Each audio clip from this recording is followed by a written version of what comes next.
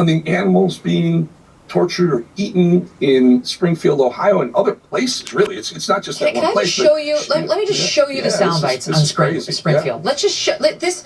They made it sound like Trump is just some lunatic making this stuff up out of whole cloth. Here's what we've been seeing over the past couple of days. This is from Springfield. And it's nothing but immigrants over there. And I don't even want to seem like I'm coming down on the immigrants, because it's the people that's bringing them down here. Because wherever they're at, that's what they're used to, bro. They're in the park grabbing up ducks by their neck and cutting their head off and walking off with them and eating them like. Okay, and now, and on top of that, Springfield, Ohio Facebook post. Warning to all about our beloved pets and those around us. My neighbor informed me her daughter's friend had lost her cat. She checked pages, kennels, and asked around, etc. One day she came home from work. As soon as she stepped out from her car, looked toward a neighbor's house where Haitians live, and saw her cat hanging from a branch like you would do to a deer for butchering, and they were carving it up to eat. I've been told they are doing this. They have been doing it at Snyder Park with the ducks and geese, as I was told that last bit by rangers and police. Please keep a close eye on these animals. You heard that guy. And now, do we have the Federalist report? Because they're out there with a report and the 911 call on... All right, we don't have the SOT. We can lay it in later, perhaps. But the Federalist has a report about as follows. Recording of a police phone call obtained by the Federalist revealing a local resident reporting a group of Haitian migrants carrying 4 geese in Springfield, Ohio on August 26th. Quote, I see a group of Haitian people. There was about 4 of them. They all had geese in their hands, the caller tells the public services dispatcher. The caller told the dispatcher he saw 4 migrants in total, 2 men and 2 women, each carrying a single goose. How many geese did they have? Asked the dispatcher. They each had 1. The caller says he spotted the Haitians carrying the geese at an intersection between Water and Warder Street, a location that does exist in Springfield, and is confirmed in the police report later filed in the incident. This is all we have on the other side is this officer, a deputy director of public safety, Jason Villa, who told NPR, I think it's sad some people are using this as an opportunity to spread hate or spread fear. We get these reports that the Haitians are killing ducks in a lot of our parks, or the Haitians are eating vegetables right out of the aisle at the grocery store, and we haven't really seen any of that. It's really frustrating as a community. It's not helpful as we try to move forward. We haven't really seen any of that. So what? You haven't really seen any of that? What are you talking about? Because all you mentioned here was reports that they were killing ducks in a lot of your parks and that they're eating vegetables. You did not address the cat claim. You did not address the Federalist reporting that they had 4 of them and that it was called into 911. And you did not address the claim that at least in one case, a duck was beheaded. You only speak to that it's, hold on, how does he put it? A lot of our parks. So this is what you could call a non-denial denial, and that's what David Muir thought was an appropriate fact check tonight. Not just once. He said it 2 or 3 times when Trump said, well, we'll see if that comes out differently later. It's like, no, I'm talking about this person, the one guy that you just mentioned. Meanwhile, there are reports and reports. It's all over the internet. I will give you an anecdotal story, and this is an absolute true story. He's played professional baseball in the minor leagues. There were a lot of Dominican players who were drafted. They were young guys. They never went to college. We housed with them. We roomed with them in Bradenton, Florida for the Pirates. And they would kill cats and eat them. Honest to God, true story. It happens. It's the way of life in some countries. It's an accepted behavior. It's not here, and it's not okay. But for someone to say all these reports and those there's 2 or 3 people who were at a town hall meeting talking about some things that were going on, that they're somehow not telling the truth or they're lying, that's ridiculous. And even further, more ridiculous is you have a presidential campaign that's very tight, very close. You have likely a single presidential election debate, and one of the moderators uses a shoddy fact check like that. Honestly, Megan, that feels like someone came down from above, management, ABC or Disney, and said, if he brings up these cats, because it's bad, because it's everywhere, it's got the country kind of freaked out that these people are what they're doing.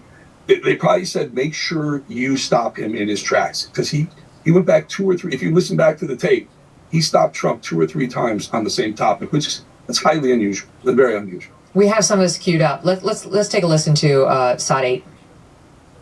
In Springfield, they're eating the dogs, the people that came in. They're eating the cats. They're eating the pets of the people that live there. And She's this laughing. is what's happening in our country. I just want to clarify here. You bring up Springfield, Ohio, and ABC News did reach out to the city manager there. He told us there have been no credible reports of specific claims of pets being harmed, injured, or abused by individuals within the immigrant community. Well, I've seen people on television. Let me just say here, this is the people on television say my dog was taken and used for food. So maybe he said that, and maybe that's a good thing to say for a city manager. I'm not taking this from but television. The people on television saying their dog was eaten by the people that went there. Again, the Springfield city manager says there's no evidence of that. Vice President Harris, out. I'll let you respond to the rest of what you've heard. You talk about extreme. She's laughing. Four times. 4 times. 4 times David Muir jumped in. ABC News said, I just want to say, I'm not talking about TV, I'm talking about the city manager. 4 separate times he stopped Trump in his correction, clarification, fact check, whatever you call it, and then throws it to Kamala Harris. Doesn't even let Trump get the rest of the thought out, and then throws it to Kamala Harris. That's probably, I would say that's probably the most biased interaction of the whole hour and 40-minute debate. Because what we have at this point is a he said, he said. He gave more credibility to the city manager than he did to the woman who just posted on Facebook, than the person who called 911 as reported by the Federalist, than the people we just showed you who testified at the city meeting. David Muir decided that he would be the arbiter of truth and that he believed the city manager more than he believed those individuals. What did you do, David Muir, to make sure the city manager is a truth teller? Because his little denial sounds like somebody who is a woke leftist who's trying to run cover. I can't stand that this has devolved into hate and fear-mongering about the migrants. Okay, how did you satisfy yourself that that's not a political hack, as Trump was suggesting, who's trying to run cover for a terrible thing that's happening in a city? I don't know what the truth is. And that is why I, as a debate moderator, would never have tried to settle the dispute. At a presidential debate, he made himself into Candy Crowley. That's what David Muir was doing over and over.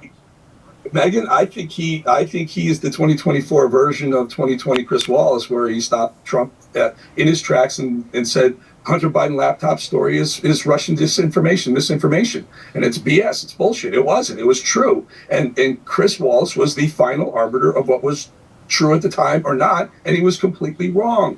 I'm given that anecdotal experience I had with the Dominicans, I will tell you, there's a pretty darn good chance that there's illegal immigrants who are doing nasty things to animals, probably outside of Springfield, Ohio as well, probably in a lot of places that are just inundated with illegal migrants, because they come here, honestly, Megan, they don't assimilate. They don't come here to assimilate and be like us. They come here and they're nice for a while, and then all of a sudden they're doing things that they did in their home country. You see it everywhere. You see it everywhere. I talked to someone today about that. Like, women are being assaulted at a higher rate, an alarmingly higher rate, by these illegal immigrants because it happens in their home country and they get away with it there. They come here in our streets and they're doing the same damn thing. They're probably killing our animals, likely eating them as well. David Muir shouldn't have fact-checked him 4 times. 4 times. No. The way Chris Wallace, and that was a pivotal moment in 2020. The Hunter Biden laptop story could have had a lot of weight in whether you were going to vote for Joe Biden or not. If I had been David Muir and she was cackling over there in response to this allegation that Trump was making, which again is not made up, Trump is getting this from actual residents of Springfield who have been all over the media saying this, I would have turned to her and I would have said, irrespective of the cats and the dogs and the geese, madam, Americans are being killed.